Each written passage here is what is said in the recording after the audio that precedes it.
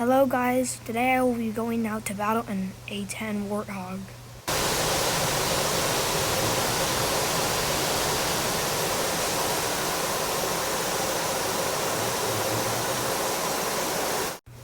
So I'm back from the battle with a landing gear fail, but the special thing about the A-10 Warthog is that it only retracts its rear wheels partially, and so I will just have to land with my rear wheels.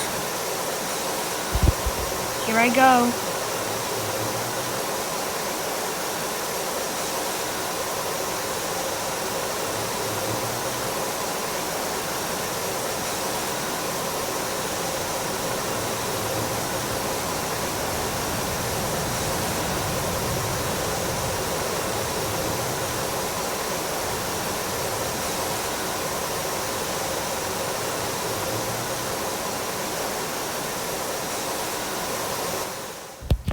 I did it!